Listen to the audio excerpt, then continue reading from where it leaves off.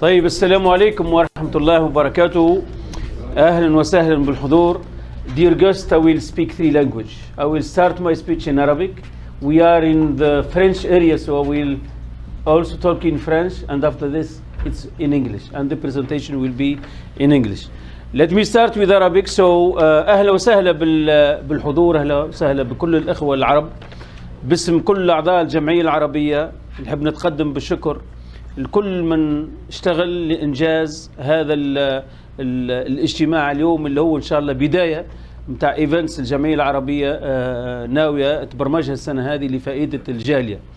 هذه انطلاقة لبداية تعامل مع بنك RBC، إن شاء الله تكون إيجابية، وإن شاء الله تكون تستجيب لحاجيات الكوميونتي، كل الكوميونتي بدون استثناء.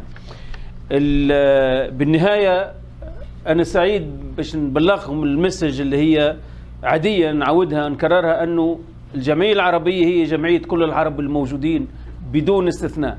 الجمعية منكم وإليكم، والجمعية في الاستماع لمشاغلكم. يعني احنا ربما نجتهد كمجلس إدارة باش نبرمج ايفنتس 2 3 في السنة، بس في الحقيقة الايفنتس والاقتراحات ان شاء الله تجي من اعضاء الكوميونتي، من الكوميونتي اللي بيقولوا حاجتها. هذه بداية ان شاء الله تكون ناجحة، وان شاء الله تلبي لكم رغباتكم.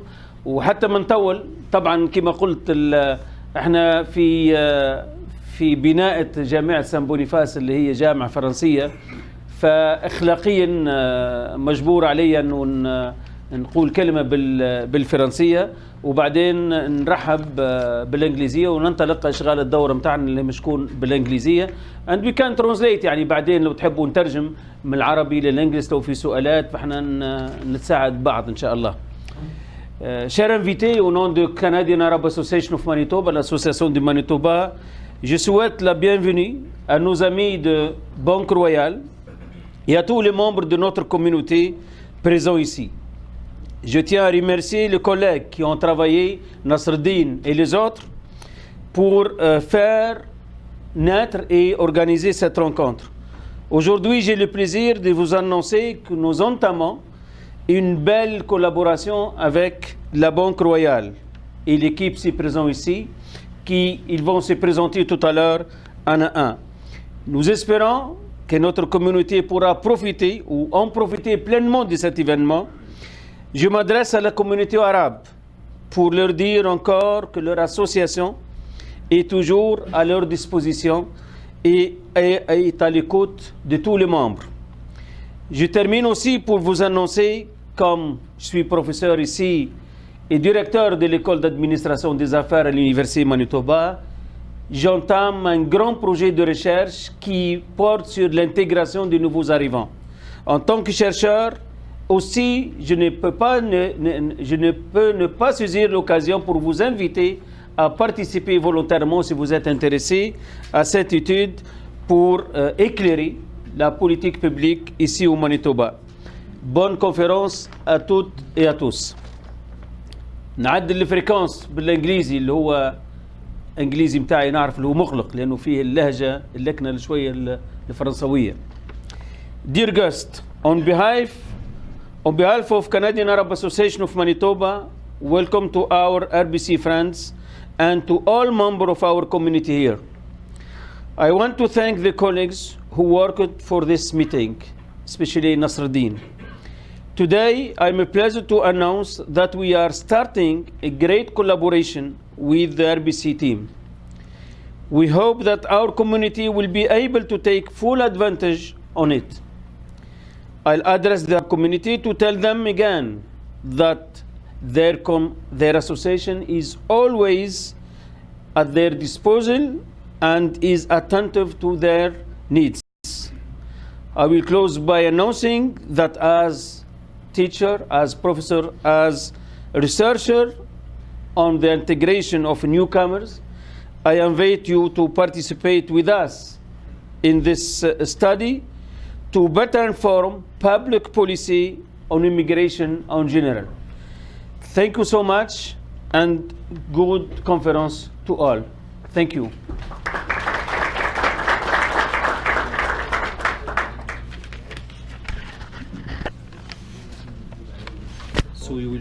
here? Yes. Okay, good. Oh, higher.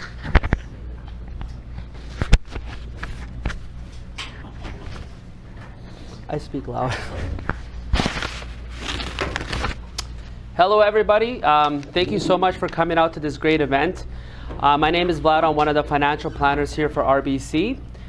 Myself and Nasser have been working very closely in bringing this event to you guys and really give you knowledge about business banking, okay? What I did was I gathered the strongest team that I could in regards to knowledge and capabilities and being able to give you the right financial advice. So this is my team here. My colleague Blair, he is a financial planner, partner with myself. There's Chris, he's also one of our financial planners. We have Louis, he's our business account manager. Robin, she's our commercial account manager. We have Kevin, he's actually a lawyer that we work with that can give you some additional advice regarding business structures and tax laws and things like that, okay? We have Shaker, he's one of our RBC insurance representatives. And we have Khaled, who is a mortgage specialist with RBC. So we'll get the presentation underway. So we'll welcome Louis and Robin here for the business conversation here, okay?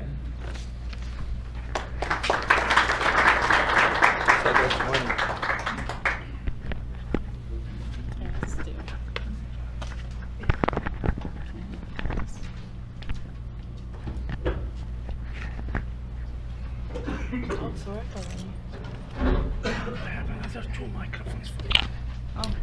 This one, give him this one. And give him this one. Oh, I see.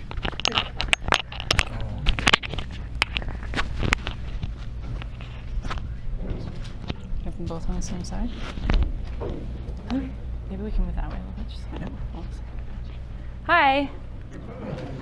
I'm Robin, so I'm a commercial account manager, and this is Louis. So we're just going to do like a high-level overview of some of the business banking and maybe things to think about. But if you have any questions, please interrupt us at any time, or you can see us afterwards. Or I think our business cards are there, so if you want to send us an email or a phone call later, we're definitely open to conversation.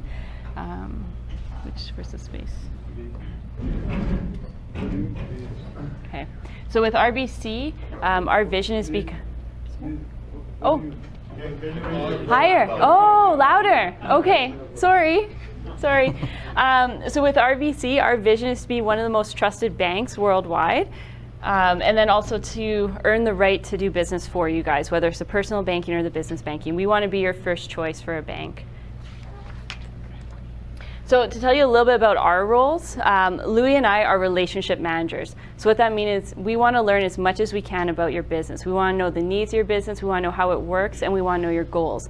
Part of that is so that we can give you the best advice, bring in partners as we need, make sure the banking is set up properly for what you need and to grow and to help you get to those growth points.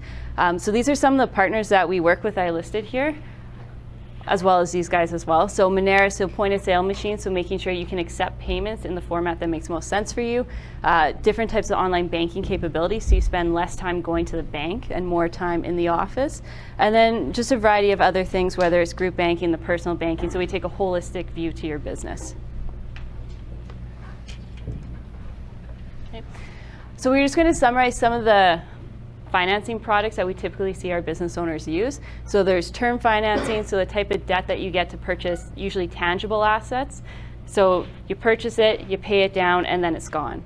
Leasing is also very similar, but the bank owns it, and at the very end of it, there's a purchase agreement for $1, and again, once it's paid off, it's complete. We have operating lines of credits, as well as credit cards that are more for the day-to-day cash flow of the business. Okay. So for term loans, these are long-term loan to finance a long-term asset, so then your balance sheet is a little bit more balanced. So these again are for tangible assets, so think of leaseholds like the walls, if you had to put up new walls or ceilings within your business space. If you're buying a building, if you're buying equipment, it's a longer-term asset, so we want a longer-term loan that's going to match the lifespan of that asset. A type of loan that we typically do, especially if you're a restaurant, if you're retail, anything that's like a startup business or a higher risk type industry, we use the government-backed loans. The nice thing is the government of Canada backs 85% of this. That means we need less personal guarantee from you, and you need a lower net worth to support that guarantee. The bank likes it because it's less risk for us as well. The nice thing about this loan is offered everywhere. Credit unions, any bank, it's the same pricing, it doesn't matter, it's all going to be the same. For these loans, we use, again, tangible assets, your equipment, your leaseholds. Buildings, we prefer to do a commercial mortgage, but you can do it through this program, or if you're doing asset purchase. So if you're looking to buy a business, typically you do it either a share purchase or an asset purchase. We can't use this loan with a share purchase, that'd be a cash flow loan, but with an asset sale, we can use this government-backed loan. There are cash flow term loans as well. With this, we typically send you to BDC. We work nicely with BDC, Business Development Bank of Canada. They're just a term loan finance bank. That's usually for working capital. So if you have a big inventory purchase you need to make, if you have a large amount of accounts receivable that are just building up, they can give you cash that's just cash to pay your day-to-day expenses. If you're doing a share purchase when you're buying a business, then we use our cash flow loan program, but generally speaking, banks won't provide that same type of loan that BDC will do. Okay. We also have leases. Typically, I would suggest you talk to your accountant for tax advice on this. You can do a lease or a term loan if you're looking to buy an asset. There's benefits to leasing just because you can expense the entire lease payment as well as the interest payments on it, versus a term loan, you're only expensing the interest payment. So sometimes there's a tax benefit, rates are a little bit different. A nice thing too is you also get 100% financing on it. So depending on the type of equipment, or if you're doing leaseholds and that, if we're using a term loan, we typically don't do 100%. We might be 75 to say 90% if it's, say, the government loan. So there's two types. There's a standalone lease, which is just like a term loan. Take out your lease, make your payments, and then it's gone. A revolving lease line, for example, would be like a line of credit type scenario. So you say have a $500,000 revolving lease line, you want to buy equipment, take $200 off to buy a piece of equipment, you still have $300 left, you can buy another piece. So it's basically just you're pre-approved. As you pay down those existing leases, it pulls back into your pool of the limit. So kind of like a line of credit, but lease facilities. That's something that's only offered in commercial banking, just because typically we see the larger companies are buying a lot of equipment. And we can also do it for revolving term loans as well. So if your accountant prefers you to do term loans, we can look at a revolving facility as long as it's something that you're buying frequently. Okay.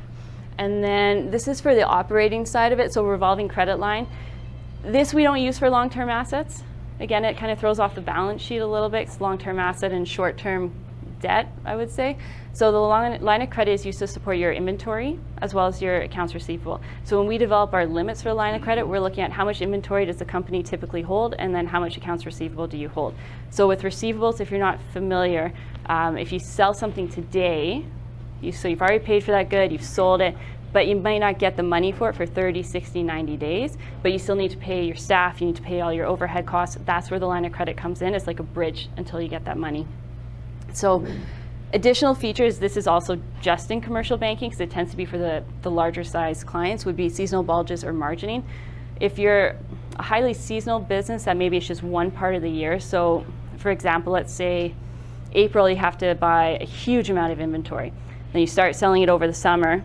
So your inventory is decreasing, but now your receivables are increasing because, say, you don't get the cash in until October. That's a huge cash output for a business. So what we'll do is, say, bump up your line of credit by a few $100,000 or whatever you need for cash flow for those few months. And then once you get the cash and it's over, say end of October, then you're back to the lower limit to get you through the slower period. And then margining is usually for really large lines of credits or companies. That's where you might be on quarterly or monthly margining. Maybe more like a manufacturing kind of industry, or if it's a little bit riskier of a business. So with that, you would submit reports on a monthly basis. So depending on your inventory and your accounts receivable for that month, it would set your limit for the month going forward. And then if both those levels decrease because you have cash in, then that would reflect your limit going the further month forward. And then the last piece that we typically set up is a business credit card. So this is something we find clients will put as much as they can on their credit card and then pay it off at the month end. One, you get rewards for it versus if you just use checks. Transaction on your bank account, so it actually costs you more money. Plus, you're not getting anything in return for your checks. Credit card, you'll get something in return. It can also help your cash flow as well. So if you're tight for cash and say you have to make payroll, but you also have to buy supplies, if you only have enough to pay one of them, you can pay cash for your payroll, put the expenses of your supplies on your credit card. You have 21 days before you start accruing interest on that. So then during that 21 days, you should have some revenue coming in, and then you can pay off the credit card with that. So you still are able to make both payments without having to worry about choosing one or the other. Yep. Regarding the credit cards, if I have a new business, I just started today, Yeah. the first day and applied. It's for sure you're going to accept or you ask for? So it depends. So with startups, like we'll definitely look for a business plan. We have personal guarantees. It depends on what your business, like how that structure would look like. So typically if it's a smaller startup, that would be something that Louis would look at. We can usually do credit cards. We just need to understand what the business is and what your plans are with it. So Yeah. I'll tie into that. So a lot of the time when a business owner comes to Canada, depending on their personal banking dynamic and what sort of assets they have, a lot of the times the bank will pre-approve a credit card, maybe up to a $10,000 or $15,000 limit, just to start establishing that credit rating for the business. And then as your business is growing and developing, that's where Louis and Robin will sort of reevaluate that and look at it. There's more opportunity for you to get a higher limit. So what's the time you expect if I apply today for a credit card at new business and I need my business plan and so on? What's the expectation? What time I should expect to receive my credit card if everything is okay? If we have all the information and then we submit through an approval process, that can take a couple of weeks. Then it's just a matter of signing documents and getting the card printed. Getting the card printed can also take a little while because we put the business name as well as any cardholder names on it. So you can expect a process like that. Give it a month just to be conservative. Sometimes things can be a lot quicker, but just, yeah, give yourself a little extra time if you're planning on setting that type of thing up for your business. Yeah. Yeah, the question for the credit card or the business credit card, is it the same rate then of interest or as a personal banking or? Yeah, that's a good question. Rates, because it's through the actual credit card, not necessarily the bank. So Visa, MasterCard, Amex. So banks will work with a credit card provider. Amex typically has, say, like a higher interest rate. We don't want you necessarily to pay that interest rate, right? That's not good interest. That's where if you have to hold a balance, you transfer it to a line of credit, but hopefully you're making enough money to pay it off. But yes, they would all be the same. So 19 to 21% interest is the usual. You do get a 21-day grace period to pay it off. So whatever you buy with it, as long as you pay it off in 21 days, you will not pay any interest. Yeah. And there is also low-rate business credit cards that we offer. They operate similar to line of credits, and I think Louis is going to touch on that right away. Sure. Yeah, so that was a very good question. Thank you very much, both of you. I was going to get into sort of addressing your question in terms of if you're a new business, what do you need to qualify for credit with the bank? So that's something I'm going to talk about in the rest of our presentation.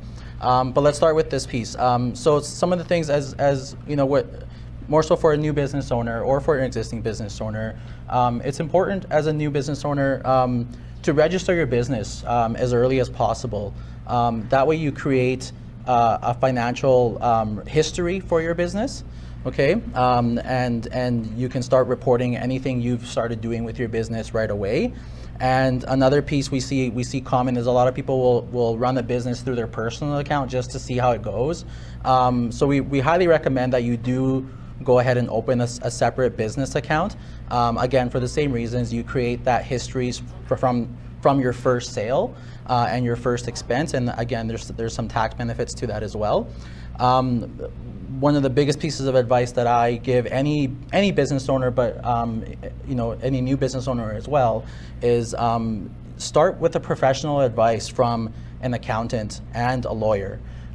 They can advise you on a lot of the pieces in terms of dealing with Canada Revenue Agency, taxation, some of the stuff that you don't want to, or you may not have all the information. As a business owner, it's very important that you rely on these experts, and that's what they are. Lawyers, accountants, they're experts. Bankers, we're experts in credit and banking, right? So use your experts, use all your connections, basically. So why is it important to write a business plan? So when you're traveling, and why do you have a map on how to get somewhere, right? So it's important that you know the direction that you want to take for your business. And so some of the key aspects of a strong business plan. A business plan should include, number one, what do you do and why is it a business? You should also identify who are going to be your customers for this business, right? And I mean, in the room, we may have very many different types of businesses. So each business plan is going to look a lot different from each other. But it is important to identify who your customers are and what type of customers are actually going to give you, are going to drive your business and be important customers to you, right? So create much longer sales, longer term relationships that you're going to have customers coming back to you and back to you for more business. A business plan should include what do you require to start your business. And what I'm talking about there is more so you should know in the process of writing your business plan what is required in terms of how much money do I need to get into this, right? How much money can the bank give me? How much money do I have to put in? What's it going to cost to just start selling, right? And that goes into your financial analysis. In the business plan, growth strategy and goals. So what are the goals for your business plan? What do you see your business going for the first year, the first 5 years, and then projecting out. And then it's very important to continue to reevaluate your business plan over the years, right? So after your first or second year, see how you've done, and then see, okay, well, I've learned this, and maybe my business should go in this direction. Very important to do your research. So we do partner with a couple of organizations locally that can help you with research and resources for business owners. One of them being Futurepreneur. They assist new business owners between the ages of 18 and 39.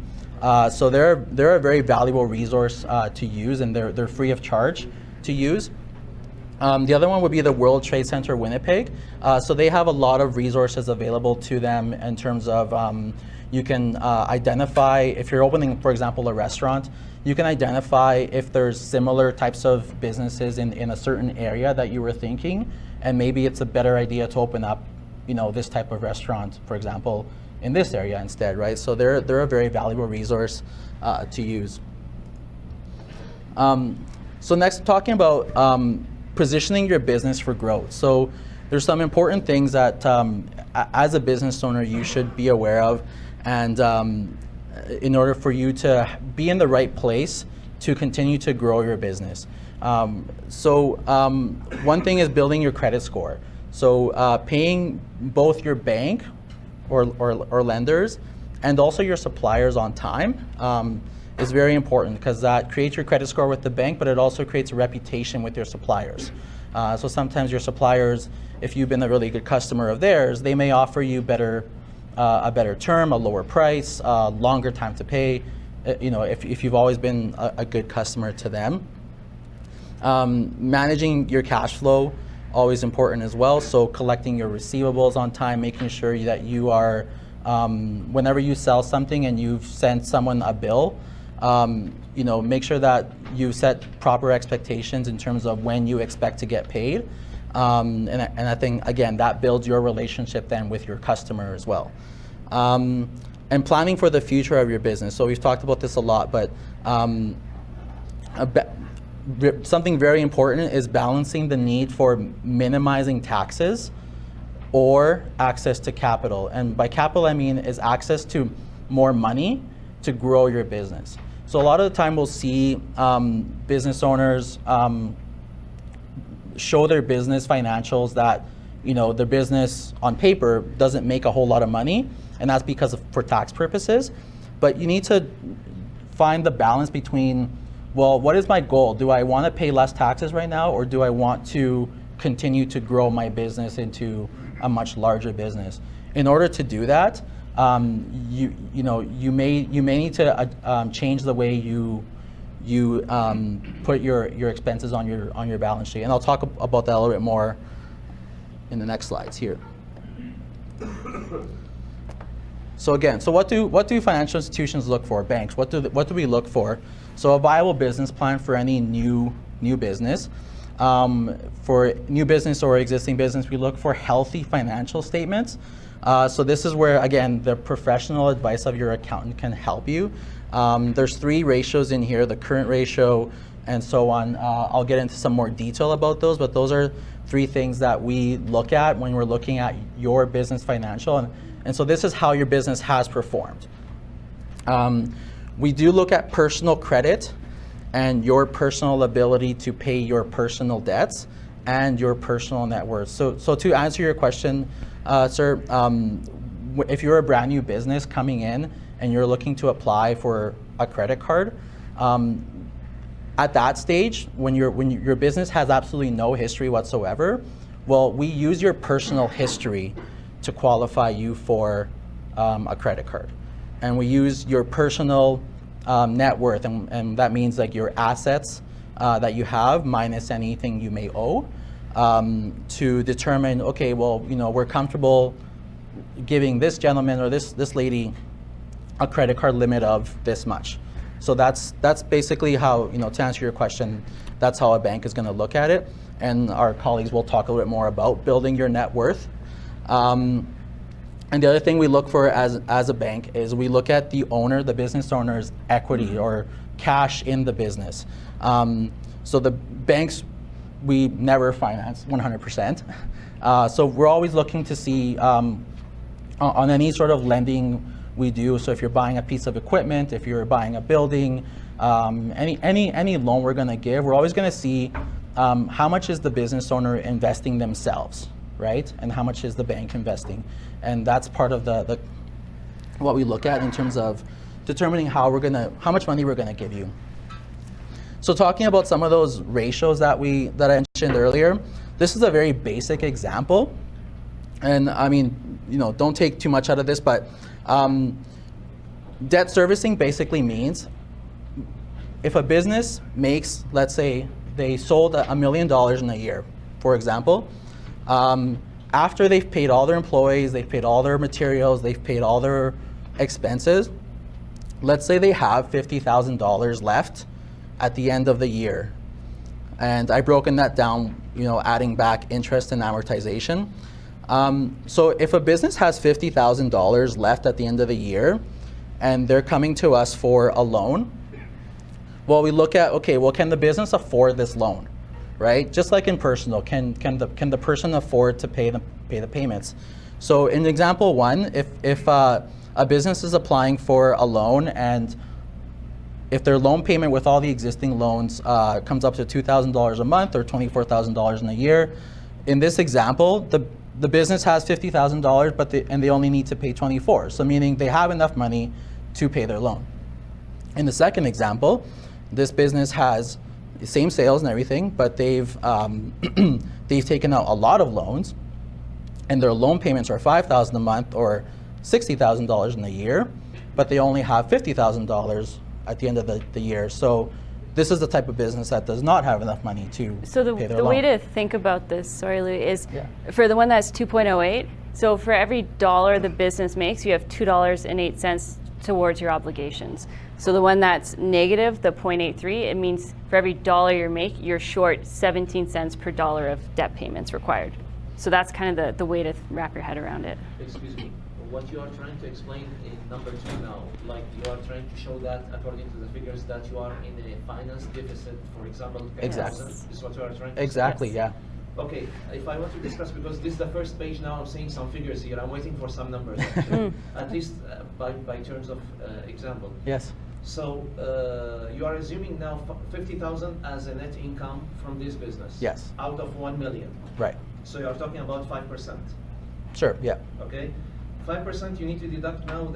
If we take the first one as loan payment, which is the 24,000 annually, that means the remaining is 26,000 approximately. Yeah. As a net profit.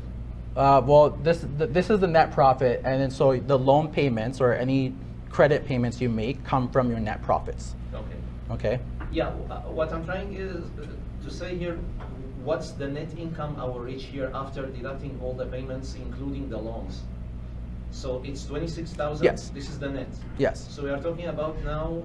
As the business owner, Yeah. if you wanted to take out all the money you actually made at the end of the year, Yeah. you would have $26,000 left Correct. after you paid your loan. Which is almost 2% or less. In this example, yes. I mean, Right. again, every business will be much different. This is just a very basic example just Okay. to show you. Okay. Yeah. But Because you already gave this example according to your feedback and experiences, so I need to rely on that also. It's yeah, important. exactly. And to your point, in the second example, that means that now, as a business owner, you now may have to put in $10,000 into your business to make all your loan payments, right? In example number 2. So in example number 2, yes, because Yeah. I'm already in deficit. right. Yeah. And so that goes back to what we talked about, where a business, we do rely, even for a new business and for an existing business, we do rely on the owner's personal net worth. And again, my colleagues will speak a little bit more about that. So the next slide, again, just a very basic example of a business who, we're talking about the leverage. So how much debt does the business have versus how much the owner has in their business, okay? So in this example, a business has $250,000 in total debt. So part of that's a loan, part of that is they owe their suppliers some money. And in this example, the owner has given the business a loan. We consider that equity. And the business has kept in their business, they've kept $50,000. Okay, so then their total equity is $150,000. So in this example, the banks, at least our bank, likes to be at a point where for every dollar of equity that you have, you should not have any more than $4 of total debt.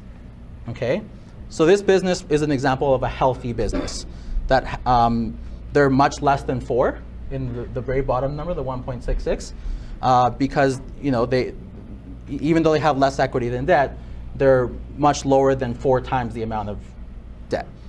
In example number 2, the very same numbers.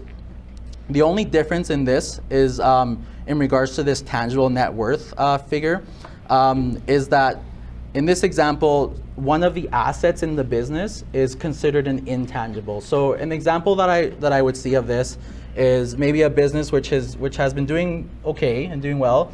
Now all of a sudden, maybe their son is starting their own business, and so the owners decide, well, I'm going to take $100,000 out of my business, take some cash out of my business, and I'm going to give it to my son to start his business. Okay, good for the son. But what that does to your numbers as a business owner is that now the banks have to take that away, because we don't know what your son's going to do with that money, and we don't know if you're ever going to get it back, right? So we take that away. So now in this example, the net worth of the business becomes $50,000, and they owe $250,000. So now they're sitting at a point where they have 5 times the debt that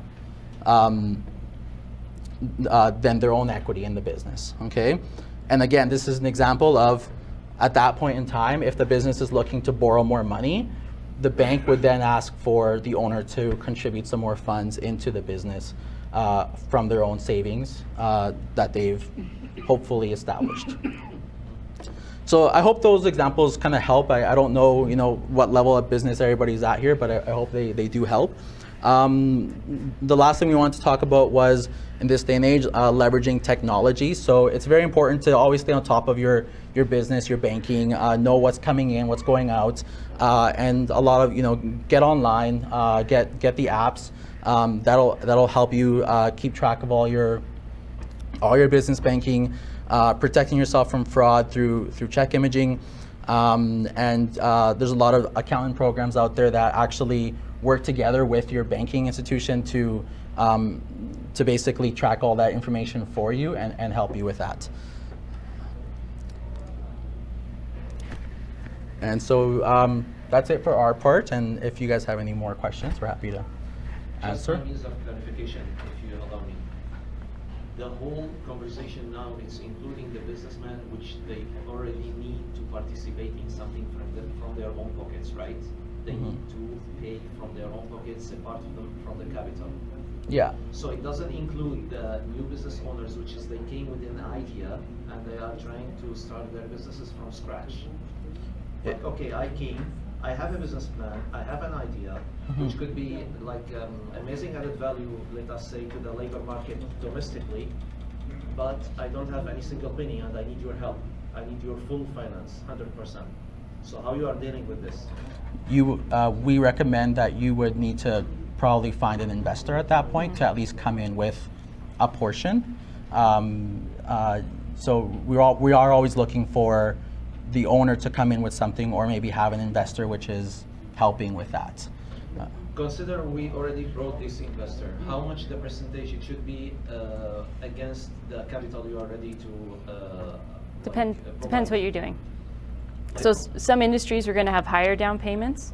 Depends on what the business can support in terms of the financials. So if the business shows it can only support half the capital required, that's probably the max we do. So you'd have to come up with the other half. Okay. If you're something like retail restaurants that tend to be higher risk industries, you need more down payment up front. If it's something like you're a dentist starting out, you need lower down payment up front. So it really depends on the industry that you're looking at. Can we just mention something about minimum and maximum, just to have an idea? Generally speaking, it's a general idea that for a startup business, like you're Yes, talking about, yes. it's a general idea that it's about 25% From your own somehow. Okay. But because that would include other things like just having cash in your business available to start paying things like your rent for the first 3 months, your employees for the first 3 months before your sales actually really start coming in. Okay.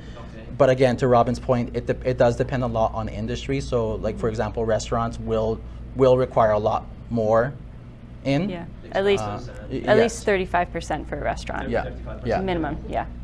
Okay. Yeah. And it could go up to 50% as a maximum. Well, it's really situation dependent at that point. Like we have our policies that we follow for the loan to value, but again, it depends on the situation of that business and their needs and then the risk. So it also depends as a business owner, if we're giving you a loan, we want a personal guarantee. We're going to put a general security agreement on that business. It depends what the values of those are and what they can support. Because if you're guaranteeing, let's say you have some troubled financial history where maybe your credit bureau isn't as strong, we're not going to want to give you that 67% because it's a greater risk. So because of that, we might reduce the loan to value that we can give. So that might be a situation where you'd have to put in 50%. Yeah, it makes sense. So very, very situational. Okay. Thank you. yeah. So how about if you're buying an existing business? Mhm. There's a history for the business. Does So the same thing apply or different story now? somewhat. So everything's very situational, unfortunately, in business lending. It depends if you're doing like an asset purchase or a share purchase. So if you're looking at a share purchase, minimum 25 to 35% down payment. And then we still want to make sure you can support the debt, the business can support the debt.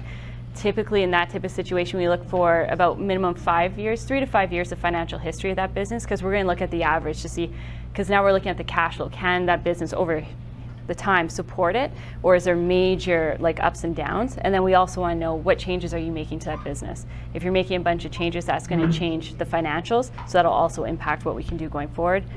Asset purchases maybe can do a little bit more, but I would think 25 to 35 to be safe. Yeah, the one difference with an asset purchase is that we can use,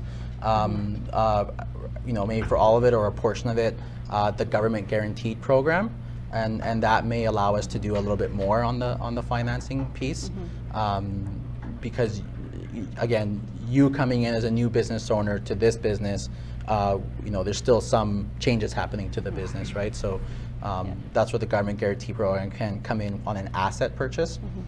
And if it involves a building, so if there's a commercial property, we can go a little bit higher too, because now we have that as collateral for the business. So that's usually maybe like 75% or so. Yeah. So is it a requirement of a 5-year history of the business before you finance the business? No, it kind of depends. If it's a share purchase, we prefer to see 5 years. Sometimes we can get away with 3. All we're looking for is a history. So just to see if it's fairly steady, if it's growing business or if it's a declining business. Because if it's a declining business, we're going to have questions of why are you taking it over? What changes are you going to make? Are you confident it's going to actually start improving again? And how are you going to make it improve? So that's where we just want to see trends. And 25% or financing 75%, this is the minimum, or this is the parameter you're working with? Or Yeah. or correct me if I'm wrong. Yeah, no, generally speaking, minimum 25% we want to see, if it's a share purchase. So an asset purchase, sometimes we can swing a little bit more. Again, if there's buildings, we have more security, so sometimes we can swing a little bit more, but generally speaking, a minimum 25. And for owner-occupied, is it the similar scenario? Or? If you're buying a building, Yeah, if you're using, yeah. Yeah, so generally if you're buying a building and your business occupies, say, 50% or more, or the rent generated from that building is 50% or more, we consider it owner occupied, and usually the max is 75% loan to value. Max is 75%? Yeah, usually the max. If it's what we call an income property, where maybe you're just one tenant of multiple tenants, then we look at the rent. If the rent is greater from all those tenants, we do it as a commercial mortgage, which is a completely different way of looking at it. So loan to value changes based on how long the leases are. So are they leases that are, still have 8 years left on them? You can get better loan to value, better rates. If it's everyone's vacating in a year, it's a higher risk. So it kind of changes what we can do. You can combine the property and the business together in the... If they're sold together, yes. If it's business owner occupied, so you can, Yeah. let's say, buy it for 1 million, and then you need Yep. another $500,000 to leasehold improvement or any equipment. Or Yeah, we can look at that. It just, again, depends on what you're doing. And then depending at that time too, if there's a building involved, it depends if they're in different corporations, or your lawyer may want them in different corporations too. So it just kind of depends what you're doing, but we can definitely look at all of that. These are the conversations and questions that we would have one-on-one with you to your specific situation, Gets right? pretty detailed. So. Yeah. Sorry, this. In the middle, could you please differentiate between the asset purchase and The share purchase? Can we leave that one for? So just we're gonna stick around to answer those questions. We have a couple more quick presenters to tie into the business needs, and then we'll stick around and answer any questions that you guys have, because everyone's situation is a little bit different. So we're here to help. Okay. So we'll get one of our couple other presenters, and we'll stick around and make sure we answer all those questions. Is that okay?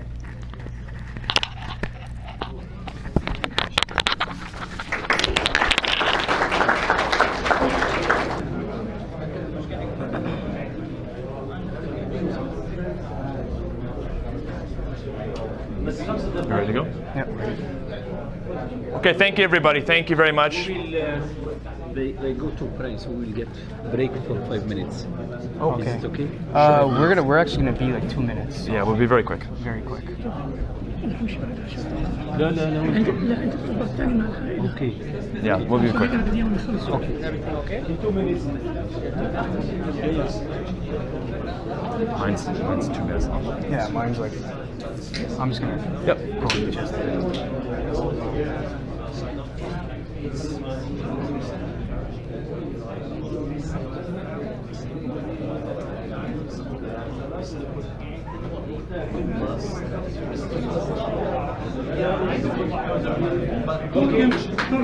Okay, thank you very much everyone. Thank you. Thank you for being here. All right. Now, good evening, everyone. My name is Shaker Chauhan, and I am with RBC Insurance.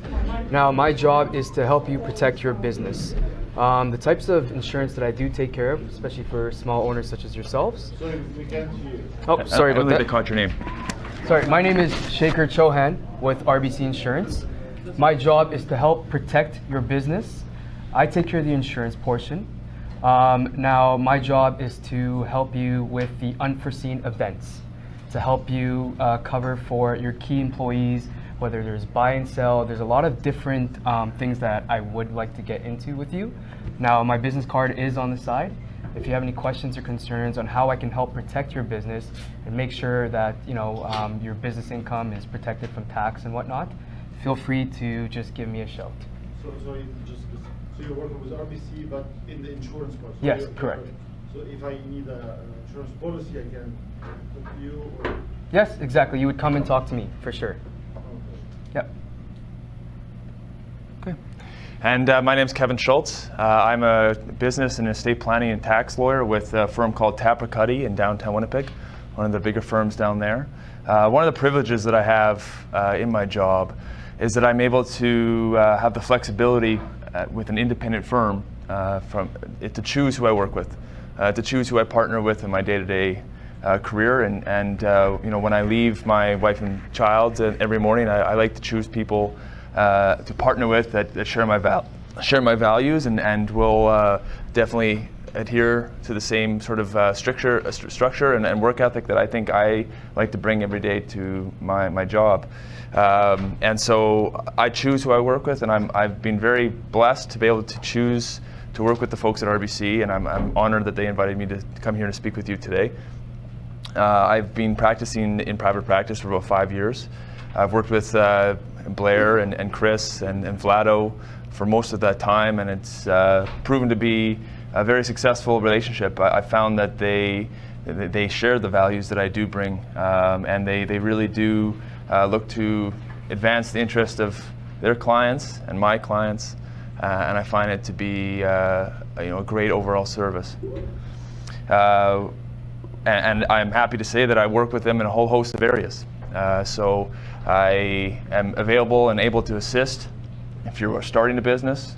If you have questions about what's the difference between a share purchase and an asset purchase agreement, I know that was a question that was raised before. I can definitely walk you through all that. If you bring in partners to your business and you want to have a shareholders agreement, a partnership agreement, definitely have had a lot of experience in that area. There's lots of issues in dealing with the CRA, the Canada Revenue Agency. Their tax rules are complicated, sometimes I think by design. And you folks are busy raising families and running your businesses, and I'm here to help you navigate those tricky tax areas so that you don't have to think about it as little as possible, because trust me, you don't want to. And beyond that, I also specialize in estate planning. It's very important, I think, for starters, that everyone, especially business owners and those with families, have a will. It's very simple to do. I often can help someone put a will together in one meeting. But it's foundational, I think, to a person's ability to work with a peace of mind and knowing that their affairs are in order. And I'm very happy to assist with anyone who might need that going down the road. My business card is also on the table here. And I'd be pleased to hear from you and to answer any questions here or in the future if you have them. Thank you very much for listening to me. Thank you. We have things, please. We will take a break. We'll take a break for 5 minutes. And two things. First, I will welcome the team of Goulet branch, RBC branch. They are there, they join to us. Second thing, we need to finish all the meat and the food. Yes. Please help us. So we take 5 minutes because brothers and friends go to Salah, and we will continue. We are open. طيب السلام عليكم ورحمة الله وبركاته. أهلا وسهلا.